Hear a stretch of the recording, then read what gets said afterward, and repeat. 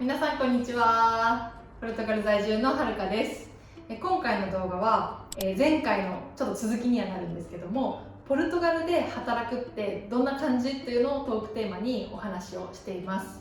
で、パート1ではポルトガルの企業で働く私の体験談を話させていただきました。なのでもしまだそれを見てない方はそちらを見ていただけたらと思います。で、今回はパート2ということでコインブラ大学で研究職として働いている私の夫の体験談をちょっと聞いていきたいなと思います。ぜひよろしくお願いします。よろしくお願いします。それではじゃあお話を聞いていきたいと思います。じゃあまず簡単に自己紹介からお願いします。はるかの夫で今コインブラ大学で研究をしています。ここに来る前は日本でも企業で4年間ほど研究をして今は大学で研究をしているっていう感じですね。もう2年3年が経つんか3年か、3年研究してるって感じですね、最初は企業だったけど今はアカデミックの方にそうですねいるっていう、同じ似たような研究をしてて、ざっくり言うと自動車とか、航空業界に使われる部品の材料の研究してるみたいな感じですね。じゃあがっつり理系っていう感じ。そうです、理系ですね。じゃあそんな研究をされてる、ということですけども、やっぱり、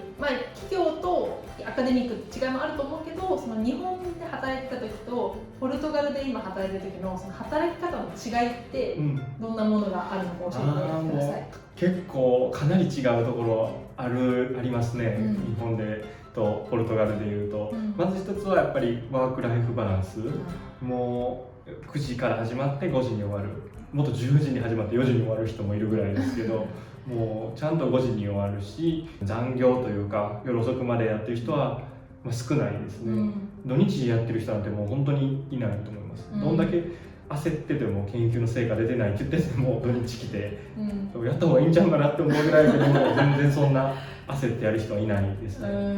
でそこはやっぱ研究職やれなんかどんだけでもやる人はなんか熱心になってやる人も多いとは思うんですけども、そういう人が本当になかなかいないと思いますね。なんかそうやって日本のじゃあ大学とか大学院通ってた時も、とも比べてもなんか日本の大学と比べても全然違いますね、研究室によってそこに住んでるぐらいの人も寝泊まりするぐらいの人も一人はどっかの学部に一人はいてるけども、本当一人もいない、絶対に誰も泊まってない、それ理由もあって、保険がなんか9時から8時までしか効かへんとかあったりして、それ以降のやつはちゃんとされないとかもあるし、土日は保険に入ってないみたいなのもあったり、契約上のやつもあるけども、そういうところも含めても、ワークライフバランスは違うかなっていうふうに思いますね、あとは特に研究人のことに関してでいうと、日本だと個人商店というか一人で研究を進めるっていう感じのタイプが多いんですけども、こっちは本当チームで、一つの研究でもいろんな人が複数に関わってやってるのかなっていう感じがしますね、そのポルトガルのコインブラ大学の中でも5人ぐらいおるし、他にもイタリアの大学の人とも一緒にやってるし、アメリカの大学の人とも一緒にやってるので、関わってるメンバーというか、人数はかなり多いかなと。割と、研究って一人でなんか詰めて突き詰めてやるっていう、そのイメージだった。そんな感じだったんだけど、日本では割とそうだったけども、それよりも全然広いですね、なんかそうなると時差とかも大変そうだね。そう確かにヨーロッパぐらいだといいけど、アメリカとか日本はやっぱちょっと大変になってくるのはありますね、なんかはるかのと言ってはるかの時も言ってたけど、職務文章で分かれてて自分の担当が決まってるみたいなのを聞いて、確かに研究でもそうだなと思ったのは、なんかその研究だからいろんな装置があって、いろんな装置使うけど、日本だとみんな全員が全部の装置使えるみたいな感じだけども、割とこの装置はこの人が担当で、この装置はこの人が担当っていうのがこう割り振られてて、だから全部の装置を知る必要もないし、その装置使いたい時はその人に渡すみたいな、だからなんかいろんなチームでやるみたいな。なるほどね。いろんな人と関わる機会が増えるっていうのはそういうことかっていうのをちょっとはるかの話を聞いて思いました。ここ研究にも当てはまるなっていうふうにちょっと思ってましたね。面白いね。確かにそうだね。やっぱ働いてる中で違いもあるということは、カルチャーショックも確実にあると思うんだけど、そのお話を聞かせてください。なるほど、カルチャーショックはもう何もかも遅れる、もう本当遅れますねもうすごい遅れます、もう一つの理由は、バカンス、やっぱ日本に比べるバカンスが長い、夏と冬にがっつり 2,3 週間、で、お盆みたいな特定のシーズンじゃなくてやっぱずらす人も多くて、この8月は人多いから7月9月、日本でも言われるけどそれでやっぱ結構全体的にずれて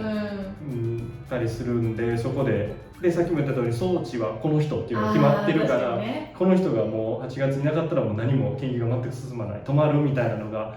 あるから、それで遅れるっていうのはよくあります。日本だったらさ、代わりの人がいるよね。とかそうやな、もうそもそも休みも短いっていうのもあるけど、代わりの人がやってたりとか、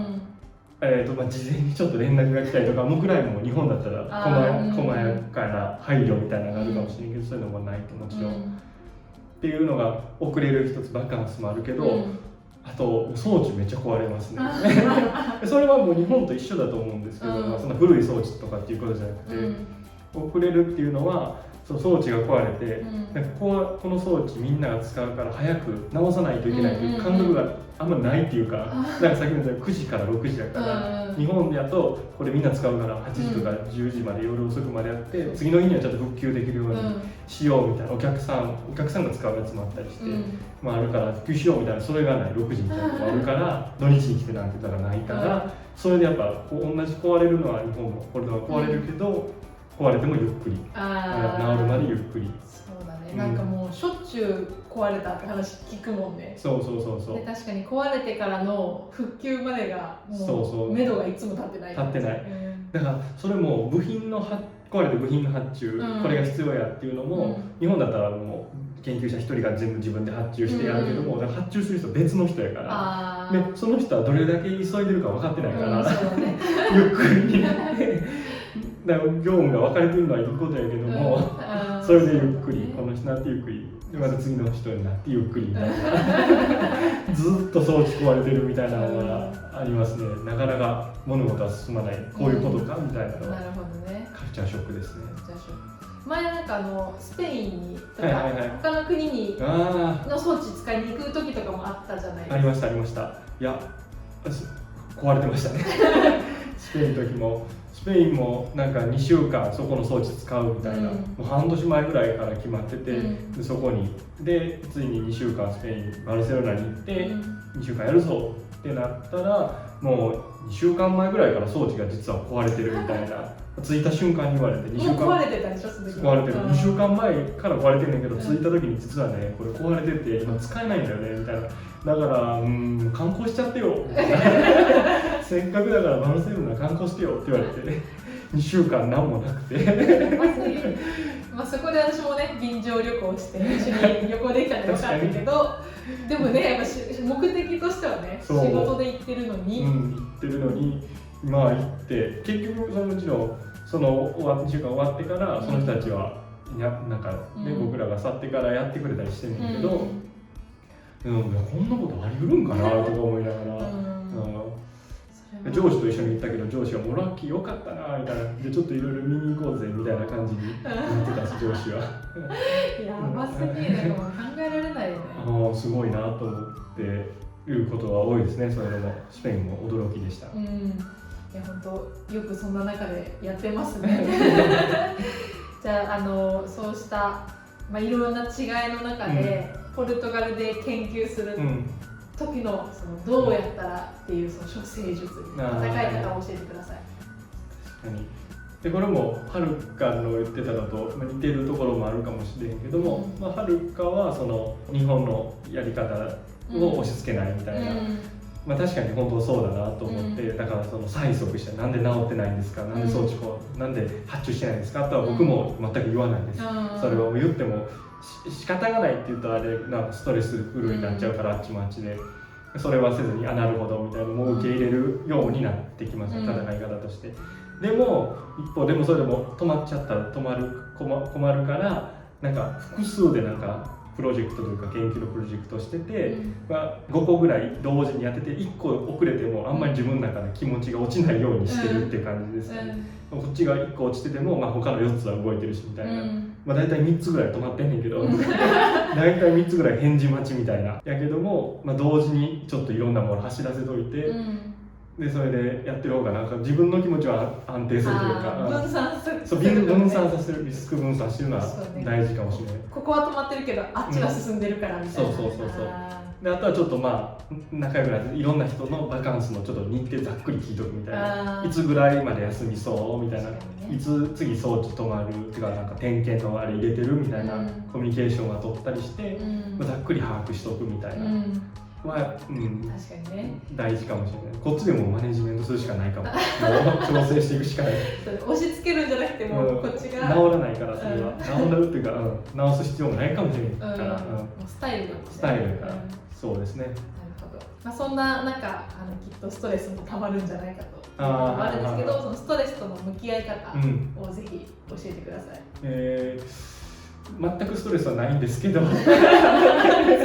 そも普通に楽しくやらせてもらってて、全然イライラ最初来た時もあんまりなかったかもしれない全然イライラせずやってるけども、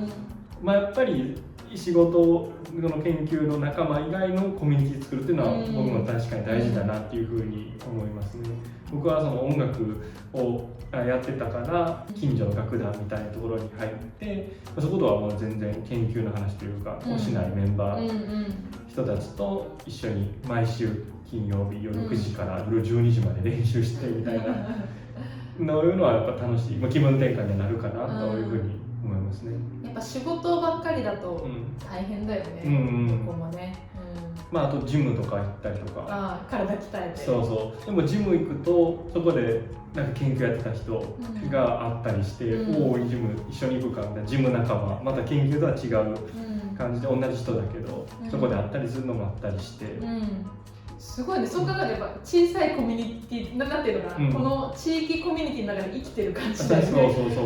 ぱ東京で働くとかだとね、そんな近所に同僚とか、同僚っていうのなんかいたりしないけど、コインブラでっていうのもまたいいそうやな。でそれはでもやっぱワークライフバランスがいいから、趣味できる時間があって、こういうコミュニティする時間はあるっていうのは、ありがたいかなっていうふうに思いますね。そうですね。最後に海外で研究したい人って、海外、ヨーロッパ、ポルトガルちょっと分かんないけど、いると思うので、そういった方々にメッセージをいただけたらと思います。メッセージするのは恐縮ですけど僕はこのポジションっていうか見つけたのは、ヨーロッパの大学にいろんなところにメール直接送って、ウェブサイトで見つけて、自分の似たような研究してるところを探してて、こんな研究やってるところちょっとメール送ろう、空き空いてますかみたいなんで、それでこのポルトガルのところ見つかったんですけども、見つけた方はもう本当そのリンクドインでいろんなところ応募するというのと同じように、いろんなところにメールを送ってみて、面接受けてみるみたいなのが、それですね。そこはなんかあんまり大変じゃなかったかもしれない。見つけて、ビザの準備とかもそこまで大変じゃなかったかもしれないから、なんかいけますよっていうそ